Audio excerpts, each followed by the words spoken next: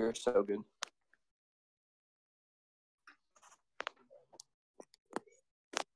Please tell me you actually have root beer. Where you're from? So please tell me what? Have root beer. Root beer. I don't drink, so I don't know. Is it good? What is it? Do you like ginger beer, or is it like? It is literally a soda. Ah. It's a canned soda. Like ginger beer? I don't know what that is. It's made with ginger. Is it beer? No. It's ironically, it's not even beer. We'll go with yes, but this is root. Root. I don't know what that means, but yeah, we'll go with that. Root beer.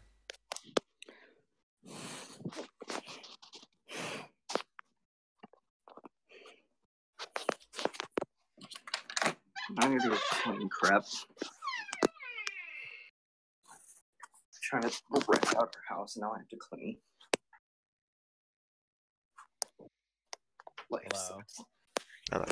Hi. How does this sound? You're really quiet now. Magical. Sounds so much better. One sec. Okay. Dude, you sound like a majestic horse right now. I sound like what? A majestic whore? Oh my! No, you sound okay now. We'll go with that. We'll go with that. That's what I heard. Your mic actually cut out. Your mic actually was cutting out while you were saying it, so that's what I heard. It's so much better than what I said. Okay. And what a majestic whore that one is. Yeah, those majestic ones. Sean, is it better? All right. Oh god, yeah, it's so much better. I didn't get a chance to record your voice previously, but it's That's so much okay. nicer. Nah, I know it happens. I don't know what it is. It's fucking Windows, man. I have to always like keep resetting up the mic every time I switch devices. It's pain. Okay.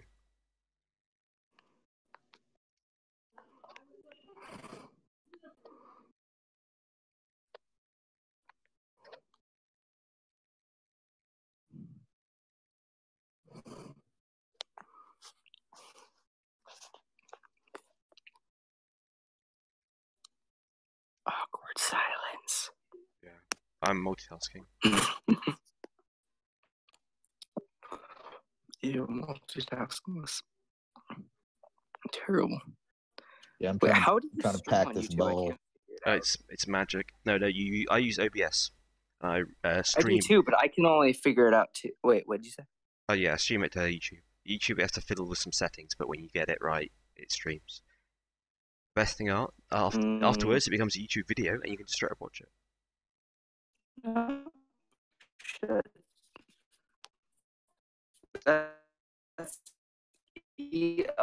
That's a lot easier than Are you listening to yourself while you're speaking? recording your. It's a lot easier than recording your stream on Twitch and then uploading it. That sounds horrible, man. Yeah, you sound like you're breaking up a lot. It took and learned that into 8 hours straight. Something 8 hours straight. You sound like you had a slow spell cast on you. Yeah.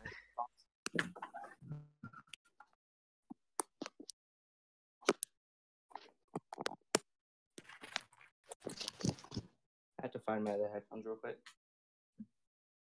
So Technomancer, are you experienced DM, quote unquote? I think I would say that. I've been playing D&D for probably, about 30 years.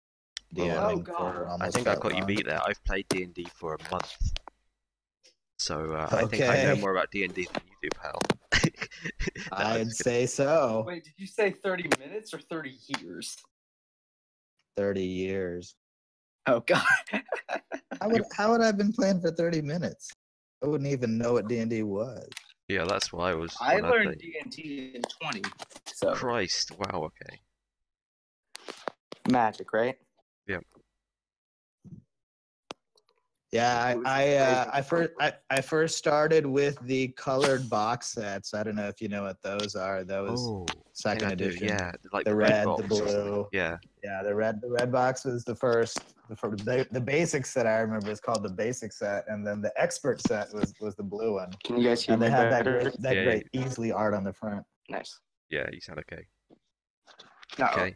I have Since a mic on my headphones because I'm on my phone. Okay, since we got 2 people, I think that's way more than I expected, so that's good. Well, As, you automatically knew that you had one. well, I knew I was gonna have I one. told We you had I'd like be 3 or there. 4 people saying, "Yeah, I'll join." No one's bothered.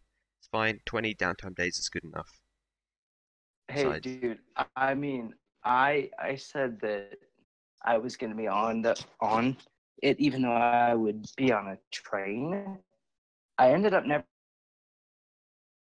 Yeah, said you're gonna be on a train, Your but you ended mic up is never. You your just cut mic out. is completely cutting out. You Thank God should it's check not your just me. settings or something. Yeah, I know, right? Thank God it's not just me. I had no guys. reason not to be on. That's problems. Dude, see, my father keeps so much trash, but then he tells me to clean it up, and I have literally like 30 minutes before people come over to look at our house. Okay. I'm like, dude, really? No, get out, tank, out.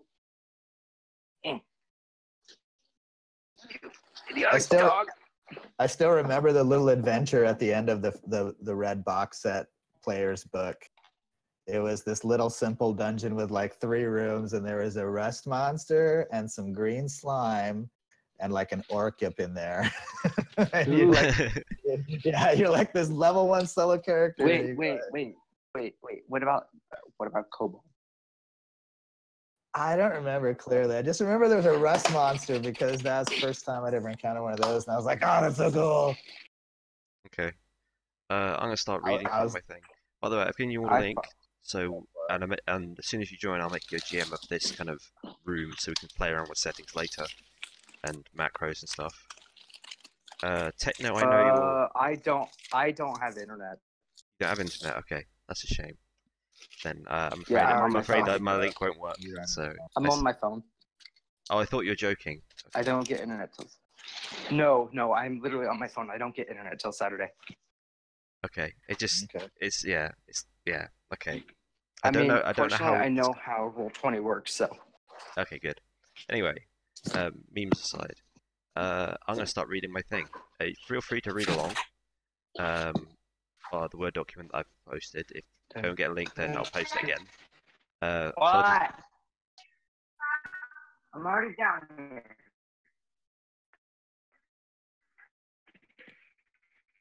Anyway, I'll start reading. Yeah, name's John. I haven't been playing D&D for long. I've played for about a few months, but I've done lots of research and spoke to lots of people to understand the game. I came from like MOBAs and stuff, so I was coming in cold. I had no idea what was going on.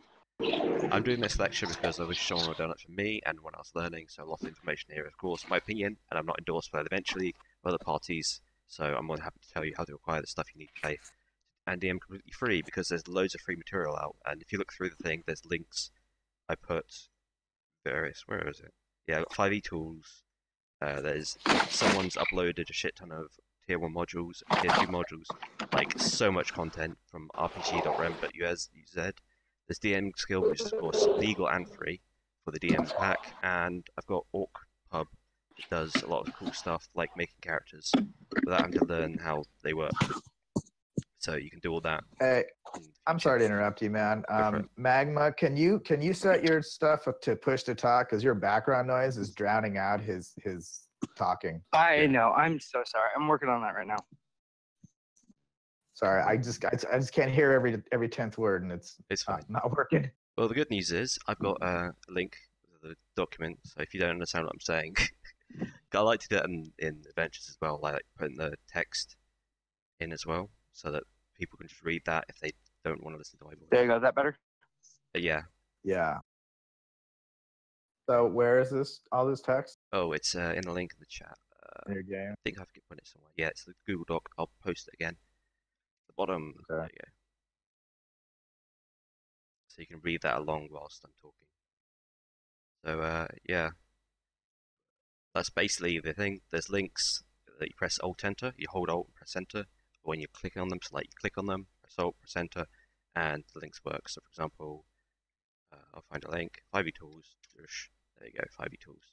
And that is awesome, but of course don't tell people about 5e Tools on the server because everyone likes to be nice and clean. Anyway, I'll cover that later. I like 5e tools. Yeah, it's awesome. I use it all the time. Well, Sometimes, however, it has occasional mistakes, so beware. yeah. Well, now we got though with I'll explain what I think D&D is and isn't.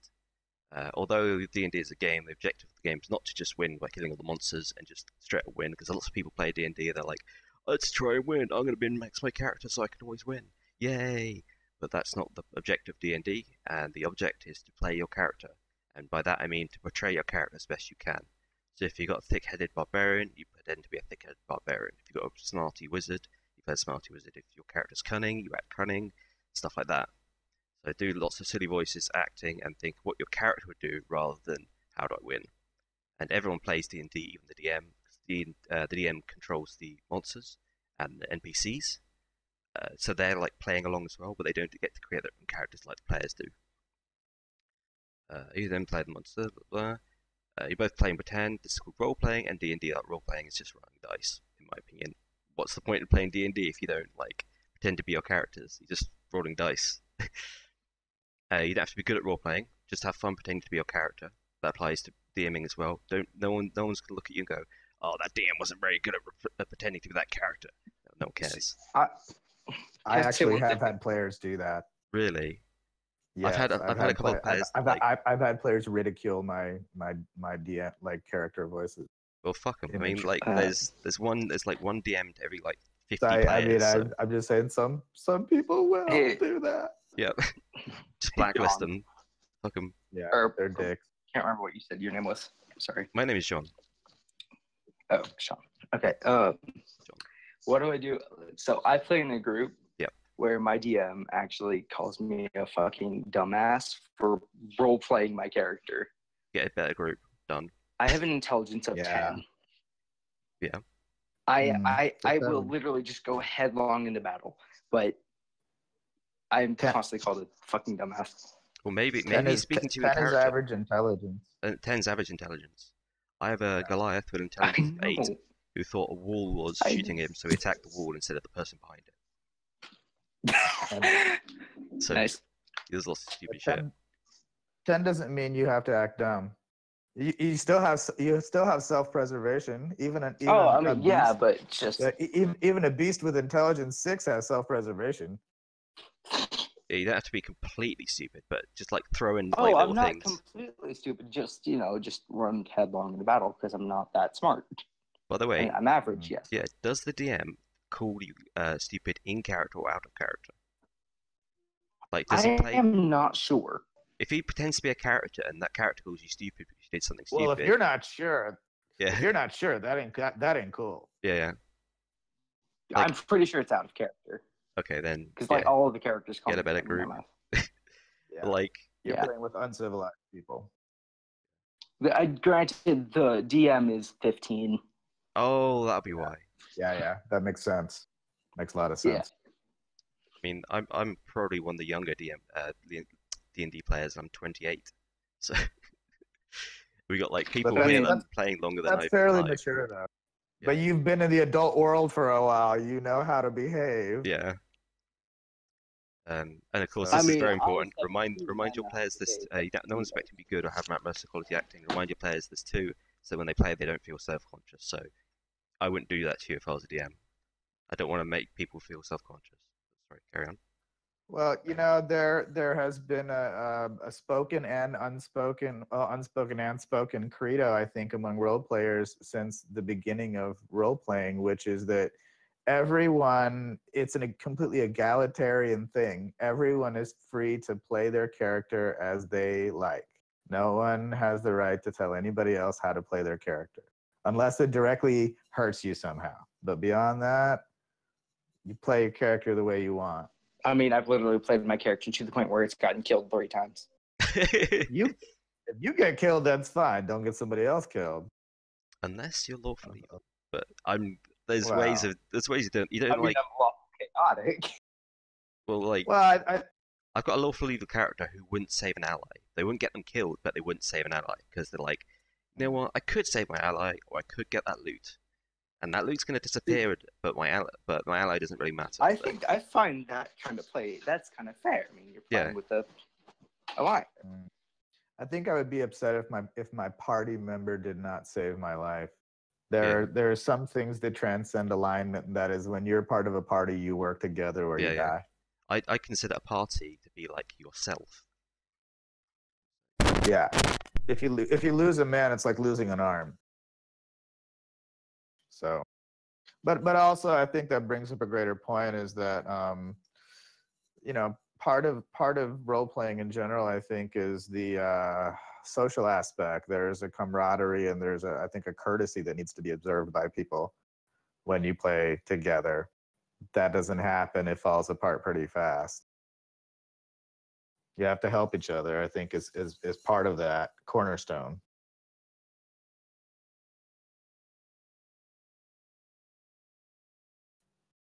Hello?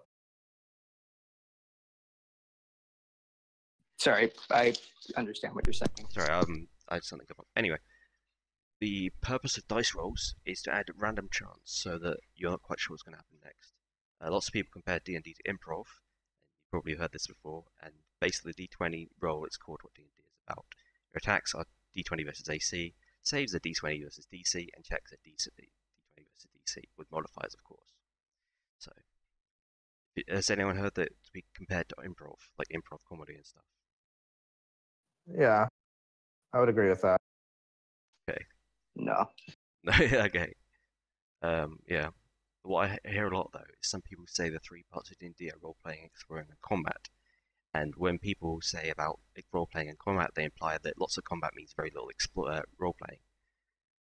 But I disagree. Actually, I'll get rid of this because in my opinion, the combat in D&D is role playing. In the fights, you role play as your character. You might shout taunts, do blade flourishes, describe your spells. You're still role playing, but you're inside combat.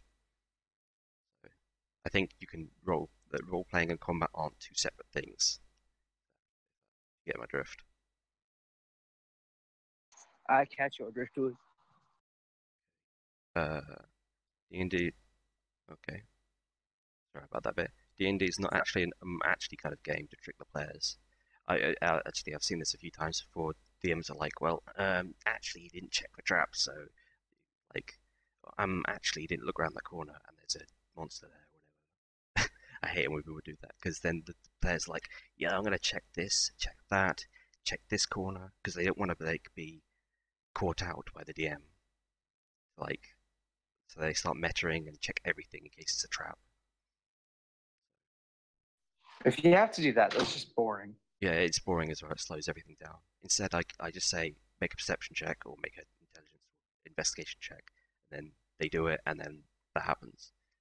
So I don't try and catch people out. When I run modules, when it says they make a thingy check, I just say they make a thingy check. I don't say, I'll wait for the players to suggest it. I'm going to just straight up roll it for them, or get them to roll it. And of course, never treat D&D as a competitive game to win. The rules aren't designed for it. I tried it. I tried PvP D&D, and it sucks because the rules aren't strong enough. Instead, everyone's personal goal is to roleplay their character or characters like in VM. Well, everyone's group goal is to create a story together. So at the end of the game, you have a story of how you killed Strahd or how you dealt with those goblins or kobolds. Either way. Any questions? Nope. Good. I'm glad that I'm on the right path to understanding DMing and D&D. Anyway, why bother DMing? When you DM, you have godlike powers. You can make the game combat heavy or combat light, immersive, light-hearted, fast-paced or slow. You get to pull the strings and do all the things. So if you like combat heavy games, you can throw in lots of enemies. If you like light-hearted games, you can like keep a jovial tone. If you like your like serious, gritty things, you can make it serious and gritty. Even in AL, you can do like make your characters sound more gritty or more realistic, or make it more light-hearted and funny. You get to involve your players and entertain them. You get to D&D your way. But it's just slightly limited in AL, but still. you like rewards, you can DM in AL. There are plenty of quests for you to earn XP, gold, and downtime days, 3 or even 4 times faster than if you're playing. So literally, I can DM like 2 games, and that's like 8 games worth of XP and downtime days because of all the quests. So you can level up your characters really quickly, make them stronger, get better equipment, higher tiers. So that's another good one. And there's special DM rewards, such as unique items you can acquire, and I'll cover that more in depth later. The best part in DMing in AL is you get just enough freedom to be creative without having to write your modules from scratch. And the PHP plus 1 rule means you only have to learn like 4 or 5 books. Because some people, when they do homebrew, they add extra homebrew rules, and they have an Arcana, and you never know what you're gonna. It's not gonna be very balanced.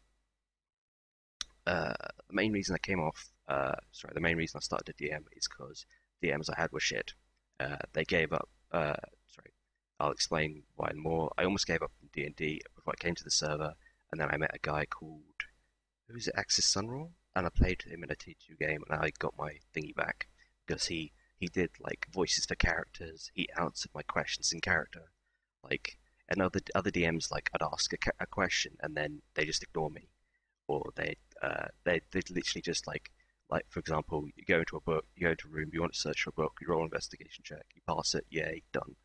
But there's a much better way of doing this, which is why better DMs, you do the rolls and stuff, but they describe your actions, what you're actually rolling for, and like all the stuff here down here, like searches the room, checks each shelf meticulously, and you can throw in extra information like the shelves aren't organized alphabetically, and then as you can probably reading down here, Bob can then like reply in character. Like, for example, if he's playing a very librarian kind of character, he could like say that the library books are poorly organized, whatever. So there's you can give the players things to work with, but like in the previous example, it's just roll dice. I don't let my players just roll dice to do things. Rolling dice is not an action. Yeah. Rolling dice is attached to an action. You have to actually say what you're doing. You can't just say, I'm going to search. I'm like, okay, you spend the next 4 hours looking around the room meticulously. Or rather, what are you going to search? You're not going to do that. That'll be the nice way of saying. Rather than, well, you can spend 4 hours doing it, but like, you know, the module is gonna suck up 4 hours. Yeah. Of your character's time, right? Yeah. Another thing that pissed me off was DMs would run parties of 6 or 7, and some people can do this, but most DMs can't, and it's impossible to be heard. They're like 3 or 4 people that you have no idea who they're talking, no one knows who is who, combat lasts forever because like you have 6 PCs and then like 18 enemies or something, and they have to go through each one, and the DM doesn't know the rules for them, so they have to look it up, and they have to do some other stuff. Oh, it's just a fucking mess. I recommend the maximum party size to be 5. All my games are 3 people because I can only handle 3 people, and I like being very personal. And I can't remember everyone's name, so I remember only 3 people. The maximum size is 7, and the minimum is 3 for AL, but I recommend 5 or 3 for me. The DMs are always still shit because they were heavily underprepared. I've had DMs not even know how to pronounce some of the names of the characters, when in the pronunciations in the module itself, what you have to do is just read it, like read ahead. They didn't know how to use Roll20's features, they didn't know how to like do rolls and stuff, and then they spend like 10 minutes doing the turn tracker, they do the wrong rolls, they didn't know the basic rules, like you'd bump into a monster called like a crag beast or something, and like, yeah, what's a crag beast look like? And like, and the DM's like, I'm gonna have to look this up, and they have to look it up and work out what the thing we're actually meeting is. All these holdups meant that adventures take like a 2-hour adventure took 4 or 5 hours, but like most people seem to take like 3 hours to do a 2-hour adventure. And I had one thing where we got like third through a module, and we didn't even finish it, and it took like twice as long. It took 4 hours to do a 2-hour module, and we didn't even finish because the DM was just so. Yeah, that's happened. Just doesn't bother to even read the PDF or play around with this. And of course, most people don't mind this, but under my impression, most is what I saw, and most people just thank the DM and be happy with the experience, and I hated that experience. It took too long, but when I came to eventually, we had a couple of good DMs, and when I play with those guys, modules last, they start and they finish on time. I won't mention any names other than, of course, a guy called Goblin Gravy and who's this guy, Axis and Raw, that were good. I played with. They role play along with you. Their descriptive actions. They understood the rules. The settings were fun, and so I remember which bits I like, and I strive to recreate them. Basically, instead of complaining about bad DMs, I did like an adult and did DMing myself. I put all the complaints together into another Word doc and tried to fix them. I run modules that are on time with small 3-man parties. I don't know if you played any of mine, but I almost always run time. I don't ever go over. Sometimes I go under. But some people have got like 2 hours to play, and I don't go over 2 hours because people have only got 2 hours to play. I learn the modules inside out before I run them, set up macros to output text so I don't have to refer to PDF in game. I'm not a voice actor, but I like to practice voices and do silly voices. I learn the rules inside out, but as always, correct me if I'm wrong about rules, because I read the Forgotten Realms lore, so I don't say, oh yeah, demons are from hell. No, they're not, they're from the abyss. So people don't correct me based on that, and I read all the subclasses and classes that I can. And I'm going to let my voice come back in a minute and drink some water, but any questions so far? No, that's good. Okay, that sounds like my sessions. People, or just sessions in general, people just say, "Oh, it's good." So, despite like this, I was like you probably are very now, very nervous about DMing for the first time. Like even though I'd done all this preparation, I noticed that everyone else was shit. I was like, "What if I'm bad? What if I freeze it? What if I get something wrong?" Get over this fears. I just did dry runs of the module, so I'd create some like fake characters and run them through the module and go, "Actually, I forgot to roll for this. I forgot to do this. I forgot to describe this." I remembered how bad the other DMs were. So people aren't complaining about how bad they are, so they're not going to complain if I'm bad, and I'm going to be better than them because I'm going to do a better job. And started a few runs. I thought, what if, and applying the scenarios, blah blah blah, and then I just said fuck it and did my first session. And the 2-hour module lasted an hour and a half. We role played, we joked, we laughed. It was fun, and praised my macros in the chat, blah blah blah. Let's blow my own trumpet. And I kept asking them, is there anything I could do better, anything I could improve on? They're like, nope. I was like, any flaws, anything? And they just said, nope. And of course, that is because it's hard to get game as a player, so if you be rude to a DM, they won't let you play again, so they're going to be nice to me. Yeah, they're not going to tell you to your face. Yeah. And even though I've told DMs, yeah, you didn't prepare this, or you got this rule wrong, whatever, and they've invited me again, but it's like, why bother? Before I knew it, I've suddenly done 3 extra sessions and collected my deja vu bonus, and now I'm planning to make more people into DMs, because some people like yourself, Techno, are experienced, but you want more people to DM because you can play, I assume. Because it's nice not being a perma DM. Part of it. And that's part of it. And I got new DMs, new players that want to DM for the rewards and for just the experience. So as always, I can always defer to more experienced DMs. So after this lecture, I'll invite you to speak and teach you more than what I've got because I've only done experience, and you get to be more of a perma DM. Anything else before I move on to the next section?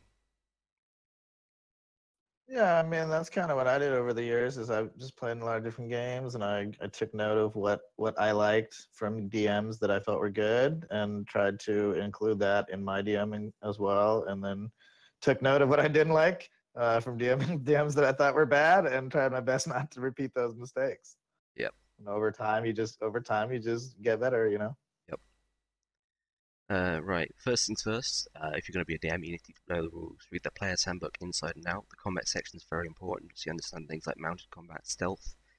You're the DM, so you're the referee, so you need to know the rules. Learn every race class, what they're capable of, so you don't go. Someone doesn't go, yeah, my character can see through walls, and you're like, fuck, which wall is that? And then, so people don't pull a fast one over you, or anything silly like that, and so you know what's going to happen. And you don't do something stupid like walk one of your NPCs or monsters into a situation where they're going to instantly die because of a special rule. You learn the cantrips, level 1 and 2 spells, there's like 100 of them, but just browse through them, get a gist of what they are. And start off at tier 1, so tier 1 is basically cantrips, level 1 and level 2 spells. You can't have level 3 spells at tier 1, I know it's confusing, but you don't get those until like level 5. And then the early features of the classes, that is features from 1 to 4. You can do this easily by going to 5e tools, and this is wonderful. This site is, in fact, since I'm streaming, I'm going to enter. This is wonderful. It shows you all the classes, here, like fighter, all this stuff. It doesn't have artificer because that's an arcana. There's all the like um, all the features like here, battle rager, berserker, all the barbarian stuff, all the paladin stuff. So you can read all of this, learn it all. There's things like all the spells. Yeah, I've got this set up so it's cantrips level 1s, level 2s. There's Magic like items. magic items are important to learn as A well. lot of magic items, which was really helpful. Yeah, yeah. Is this on here? 5e tools, yeah, it's got And this magic is items roll. under references. Is this roll 20? No, this is 5e tools. This is 5e separate. tools. If you It's a, sorry, a go ahead. reference website for the rules. Yeah. Yeah, sorry. Go ahead. Yeah, basically it's not legal per se because it's like this information is in player handbook and exam guide for everything, but it's hosted in a Eastern European country, and so they just do this for free. And there's some wonky rules in the Eastern European country, so they can do that. And obviously, don't talk about 5e rules on official Roll20 forums or on the public channels in the Adventure League, which is the server you found me. Don't go, oh, by the way, there's 5e tools, because the people at Adventure League, the people here in this server, like to do everything by the book. They want to do things properly. They don't want to break any piracy laws, so don't mention that to them. Pretend it doesn't exist. But if you're in game, whatever, you can refer to 5e tools, and there's so much useful information there. Like, it's wonderful. It is a lot faster than looking through the books or PDFs. Can't see, but I'm nodding. Yeah, it's easier As than a a search. DM, yeah, as a DM, when you're running a game, you need to look stuff up, fast. Flipping through pages is just too slow. Yeah, like, oh, I want to learn how bless works. Type bless, click, done. You can see on the stream, but that's basically how you do it. That easy. I've actually got 5e tools open in about 5 or 6 different tabs inside my browser. So like one is magic items, one is spells, one is classes, one is like that items. Yeah. Mundane item. What I do So when I just look at the tab when I need to reference whatever. Yeah, like when I'm making a character, like go genocide, maybe giving that to about this subclass. You can go through and fiddle around with that stuff. I'll show you OrcPub, which is great for character creation, but later on.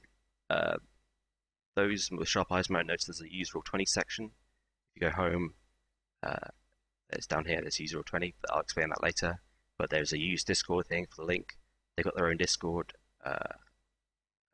somewhere around here on my left. Yeah, 5e tools.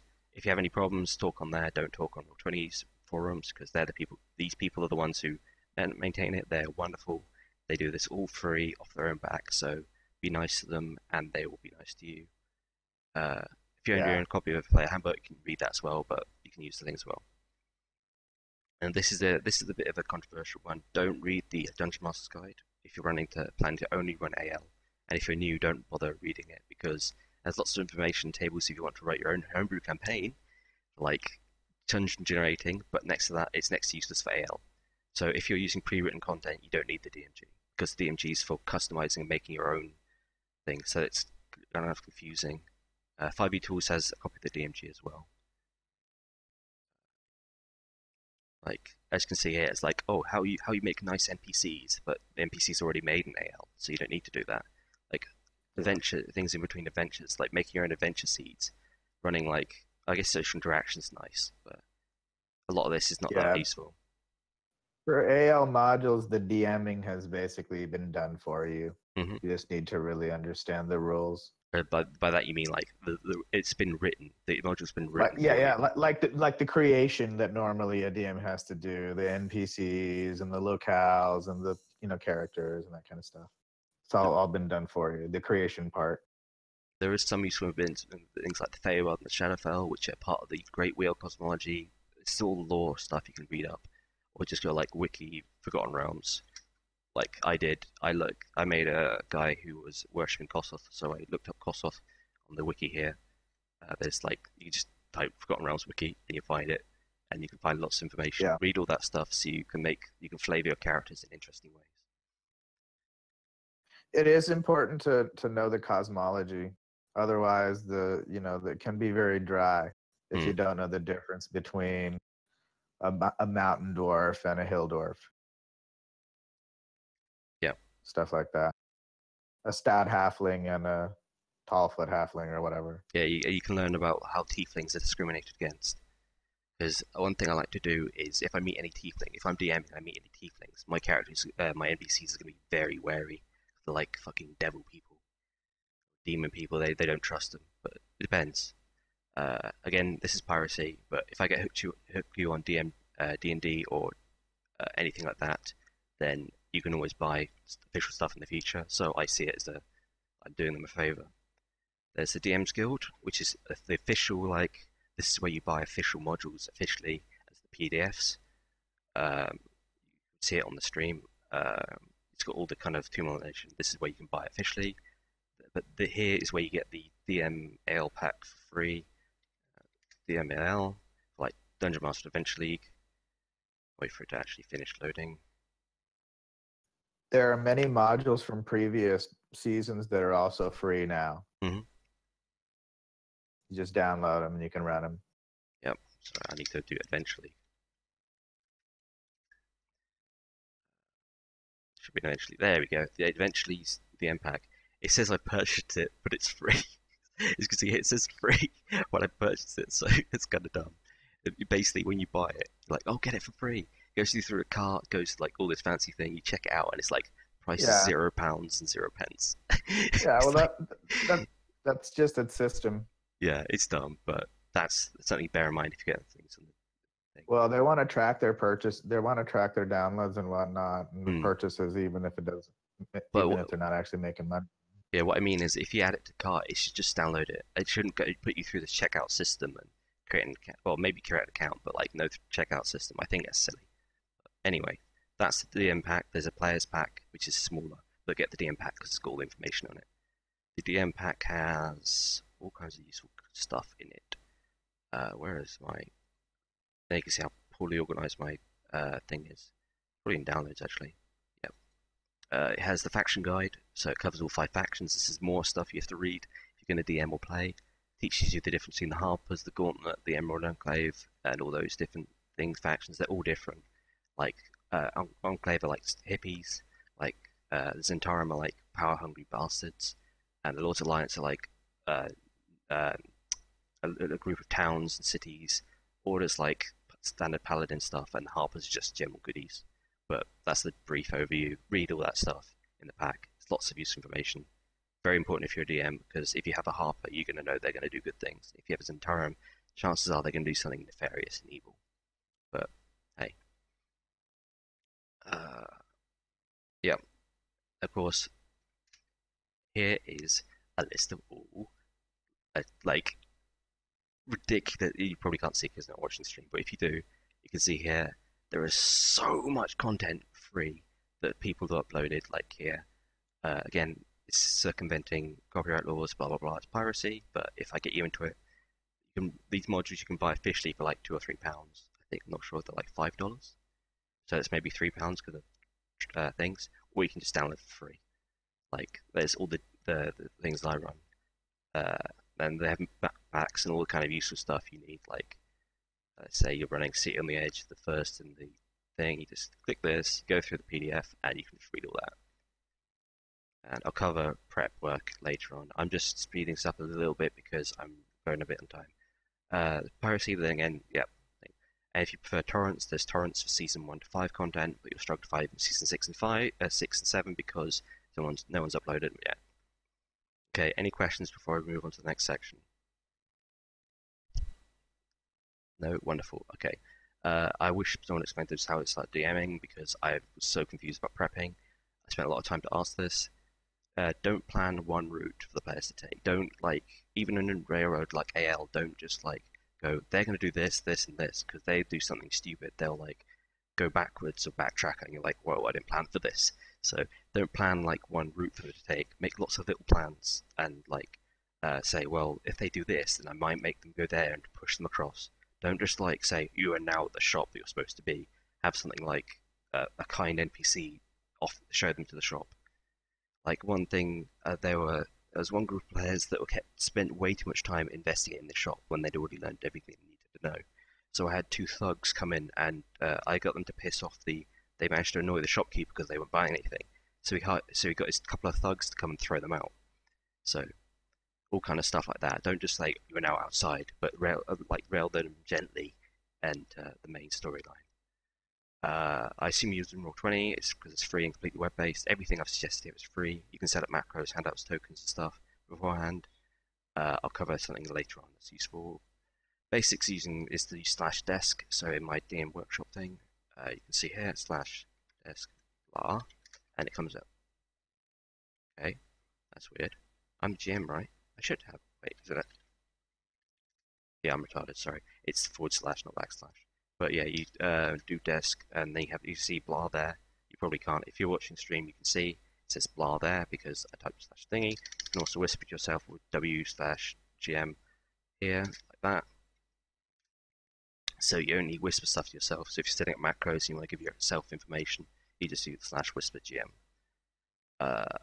I strongly recommend you add your own touches to AL modules because by default they don't make a lot of sense. Some of them don't make a lot of sense. There's one time you're chasing a bunch of kids on a bridge and there's potted plants according to the encounter table. But why would potted plants be on a bridge? I don't know. So I kind of changed it around. But of course, don't rip and tear everything apart, but just change around to clear up plot holes. And I also think it's very important just to make the PC start the adventure having just accepted the main quest. So don't go, yes, here's the main quest, should you choose to accept it? Because if you tell them at the start of the adventure they can choose to accept the main quest, they might say no. And then you're like, well, yeah, the whole point of the adventure is to do the main quest. I think it's a bit silly to give the players the option to say, no, we won't save the princess to do the main quest when the whole module is about that. Don't give them options if they can't say yes or no to them. So don't say, are you going to do X or A or B? And then if you say B, and they say, no, you're doing A. There's no point in doing that. Just say that they're doing A from start. Start the story with the NPC saying, thank you for offering to save the princess or do the quest, and make sure in the adventure description that they're going to do that when they join the session. But yeah. Any other questions, or should I continue? Okay, good. Yeah. So I'm just blazing through this so we have time. 5e tools, there's something called Grease Monkey, Temper Monkey script. 5e tools on the main homepage. You know where I said if you're using Roll20. Yeah, here it says if you've got Chrome or Firefox, you can install a link, install a companion script, which allows you to import 5e tools data without paying a dime. So basically, I can go. There was more useful instructions on the actual site, but you can go. Actually, do you know what? I want to use a monster from the monster manual without having to like fuck around. I want an adult black dragon and an aboleth. Click on those, import. And you can probably see this on the stream, but you won't be able to. You guys probably can't see this. Then go. Oh look, now I've got an aboleth, and now I've got an adult black dragon, and the picture's already done. They're already named. They're already added. And I've got it set up so that you can automatically have scripts at the top here to do their basic attacks and like cover their DR and immunities, their perception checks, saves. It's just, wow, it's amazing. As you can see, it covers all this useful stuff, and it just takes seconds to do that. But you have to install something called Grease Monkey or Temper Monkey if you're using Firefox or Chrome, and follow the instructions on there. I'm not going to cover all that because it's beyond the scope of this quick lecture thing. Okay. Again, as I said, be nice to the 5e tool people. They're doing it for free off their own backs. They're not being paid. They're not being sponsored. And thank them and be patient with them on their Discord. Whew. Right. At the start of all adventures, I ask the players to describe their characters because I have three characters. Like if you have three PCs. Then you can go, well, actually, I know that guy's an elf with a cloak. I know that guy's a dwarf with heavy armor, who's gruff and rude and with a big beard. Then you kind of learn what their race class and what skills and features they have. New players will feel very worried when they first do this because you'll say, yeah, describe your character, and they'll be like, he's a guy, he's wearing a cloak. But if they do that, just say, time to relax, give them a simple description. But more experienced players, like I think you techno like to do this, like say how they multiclass the cleric, a rogue, and a wizard, and they have an elaborate backstory, and they have a like special race, and they have special goals. But yeah. Well, I just like the players. I mean, I just like the player characters to introduce each other at the beginning of the session. Yeah. Did you play Yes No the dwarf? League, because you don't know who you're playing with at first. Yeah. You don't know. You don't even know the characters' names properly. But did you play Yes No the dwarf? Yeah, because I No, thought that wasn't me. that wasn't you. Oh, I thought No, someone else is a dwarf called Yes No who could only say yes and no, and he had a haunted one no. background. Yeah, that was interesting.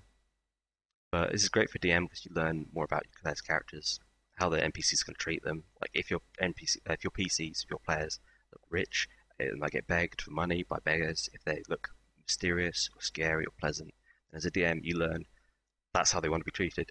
So like if the players describe their characters mysterious, you can treat them as mysterious. So if they're scary, you can have NPCs scared of them or worried when looking. Because if they're saying if they're describing their character as monstrous or scary, then that's how they want their character to be treated. That's how you make them happy as players. But it's most useful for players because other players don't have access to other people's sheets. Like I play a session and I wouldn't even know who my party is. Are you a bard? Are you a wizard? What are you? Like, are you a sorcerer or are you a warrior? I can't tell. So again, you don't know who your allies are, and that annoyed me a lot as a player. And if you don't know them, you don't know how to interact with them. You don't know what they look like. You don't know how they perform in combat. So, and again, as a player, that pissed me off. If you're the DM, read the PC sheets, learn more about them. You can think ahead in combat. Like if you have a low wisdom character, you can use the spell suggestion on them because it's strong against low wisdom characters. So it requires a wisdom save, and you can read people's sheets, work out whose character is best to target with that, should you need to later on in the module. This is just Yeah, yes. Go ahead. can I add something? Go for it. Yeah, so I think there's three things to a good introduction. You know, you just keep it short and sweet, but you cover these three basic things and you're good. You describe how you look, your appearance. You introduce yourself, so you give like your race and your name, obviously, and your basic info, and then you talk about your role in the party, what you do. You don't have to state your class because a character might not necessarily talk like in that way. He wouldn't say, "Oh, my name is Wraith Kildarin and I'm a rogue warlock monk." You Yes. don't talk like that, obviously. Yeah. But you say, I'm a rogue in the shadows, and I'm a tactical fighter, and I have magical ability that will help. So Yeah. things like that. So it's a way So of you keeping cover those three immersion things, and you're without good.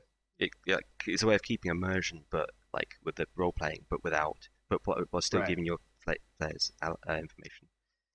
And this is a little Right. side rant, but I thought spur of the moment. In a perfect world, DMs should share NPC information about each other because technically it's an AL campaign. And if you have there's one that's like Wadamu who's in two different or Screaming Wind that's in two different adventures, but it would be really cool if us DMs spoke to each other and said, "Yeah, this player was the right arsehole to Wadamu one game, and then it carries it over to another game because it's a different DM, but it's the same NPC. The NPC might recognize the character, but if DMs speak to each other, you can do cool stuff like that." Anyway, that's not very important, but that's something I mentioned. Christ, there's okay. I'll be quick. Be immersive involves talking in character, describing location in detail. Don't just say it's a wall. Describe what type of wall it is, and make combat exciting with descriptive language. So like, get players to describe their actions while in combat. Like, are they going to swing with a greatsword? If they're new players, they will just say, "I want to attack," and then you say, "Oh, you swing with your greatsword, you cut them in two, or when they roll for damage, or like you describe that kind of stuff." Um, yeah, you can describe the actions form if they're new. If they're more experienced, they might say, "I'm going to use my greatsword to do this or this," and then you work with that. And depending on their roles, you can say, "Well, you end up hitting the ground, or you hit the enemy in the chest, or decapitate them, or depend whatever."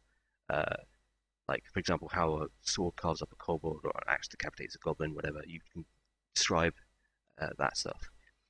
Do the same with your NPCs. To keep this interesting, when it's an NPC monster's attack, don't just say it hits you for 3 damage. Say it cuts into you, it stabs you, or like tickles you, or depending on the amount of damage. Even describe misses. So like they might swing at you with a spear and then miss and end up on the ground. This is another thing. But if you're in heavy armor, say that the area hits the armor and doesn't do anything. If they're in light armor, say that they dodge the attack. So like if heavier characters like absorb attacks, light carriers dodge attacks. Use critical fails not to punish people, but to embarrass characters more than you penalize them. So that applies to skill checks. I had an elf that was very stealthy, but rolled 2 natural ones when they rolled 1 natural one when they're stealthing, and they did it again. So I said that they jumped headfirst into the bush trying to hide, and they took 1 piercing damage for being scratched. And because they're like headfirst in the thing, their legs were poking out, so they weren't even hidden. But later on that adventure, the guy got a natural 20 on an acrobatics check. So I said when he's walking over a tightrope, so when he jumped from it and dismounted, he did like a series of flips. And I told them they did that and gave them inspiration because the stylishness. Quickly going on, the job of your DM in combat is not to kill the players, but make them feel like they're going to die. So give them the feeling of challenge, with it gets stronger and stronger until they get to the final encounter. So this first encounters, they can feel like that they're in under stress, like threat, and then as you get to the final encounter, they can feel like they're going to win by the skin of their teeth. Of course, you can't cheat or do something a monster wouldn't normally do. So you won't say a bunch of spiders tactically flank you, or you won't say a goblin decides to charge at you. But like you can abuse some things. One combat encounter was going really badly for some players in one of my adventures, and I didn't want to kill them. So I said, I had this villain, your entire villain get really smug, and knock out one of the players, ready to sacrifice him for a ritual. So in combat, I got some of the minions wasting their turns, dragging this person to the altar, and doing this elaborate ritual and chanting, so that the PCs had a chance to get enough breathing room and defeat the villain and save their friend from the ritual. And on the flip side, if the players are wiping out the monsters too easily, you can play tactically and use the rules to do stuff. This is where reading the weaknesses of the party, you can say, well, actually, I'm using suggestion on the barbarian this time because I know he's a wisdom slow. And you can't cheat or change the stats of monsters in AL, but you can use your head, and the PCs will learn to fear death. So you can use goblins to use hit and run tactics with their nimble escape. You can use kobolds, can ambush together to get pack tactics. You can use Crown of Madness on the barbarian because Crown of Madness I think is a level 2 spell, and it's really useful on low wisdom characters because they're going to fail to save. Barbarians are really strong, so they'll end up critting and killing their allies. Like lots of cool stuff like that, and you can do smart stuff like think, I'm not going to use poison spell on this dwarf because dwarves are resistant to poison, so I'll use it on someone else. But obviously don't tell the players that, but think tactically how can I beat the players, or get them to not beat them, but like get them to fear the actual monsters, because if it's too easy then it's boring. Quickly finishing up, small 3-round parties when the DM they only have to run 3 different voices, players feel more unique, they get less chance of class skill overlap, they get more time in the limelight, so it's a win-win. So I have no idea why people don't run 3-man parties myself. There's some extra stuff in the thing, but I won't cover that because I will overrun a little bit. I expect to do this in 10 minutes, but it's taking me 50. That's funny. Any other comments? Because I'm technically finished, but go ahead and discuss stuff among yourselves. I'm going to give my voice time to heal up.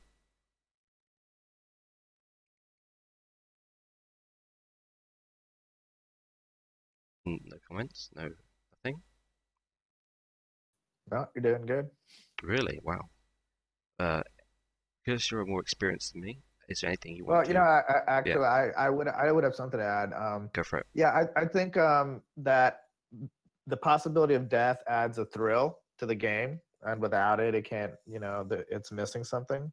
And there's a lot of ways, even if a module doesn't challenge a party. I mean, there's a lot of ways, like you say, to use tactics to add a challenging factor. A one easy thing is the enemies can all focus their attacks on one player and down him quickly. That's what smart fighters would do. A lot of DMs don't do that because it can be cruel when used repeatedly. But if you feel like a party is trouncing through a module without much of a challenge, you can easily do that and drop somebody in a hurry, no matter, even if your enemies are not that powerful. Things like that. Yeah, that's good. Any other questions by any other people?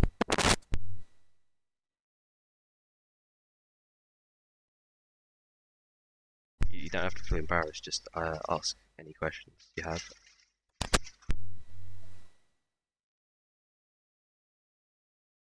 No questions? Yeah, no questions. But yeah, DM workshop thing, I've given some random person GM of that, so I thought we were going to get all these people in and play around with that. But yeah, I don't want us to go over more than an hour, and I'm doing this, 1, because I want more people to DM, and 2, to improve the quality DMs that we got. Not saying we've got any bad DMs, but just it'd be nice so people understand how D&D works. And more importantly, there's a DM quest for teaching people, and I'm going to collect that because I want some downtime days. So the 4 people we've got, I think Well, we had 3, so I'm gonna count as 3. So that's the 1 hour is 30 downtime days. So I'm gonna click that. But anyway, I'm gonna finish that up. The YouTube link is in the thing, and so I can I'm gonna finish up here and get something to drink and get sort out my voice. Okay, thanks for attending. Yeah. Hey, thanks for having it. I actually thought it was really good, man. Yeah. I wish more people would come and learn about some of the basics of DMing. Yep. It's very rewarding. And when you actually play as a player, you've got like so much more understanding of how the game works. You can be more fun as a player. You can say silly things and know it won't annoy DMs because you've done it as a DM and it doesn't annoy you. So anyway, I'm gonna head off now. But thanks for turning up. Thanks for the downtime days, and I hope you guys become DMs in future. If you've got any other questions, ask in the DM lounge, or ask to become a DM. The server loves its DMs. They treat you very nicely. They help you out, no matter how new you are. So ask on the server. And yeah, I'm off. See you guys. All right.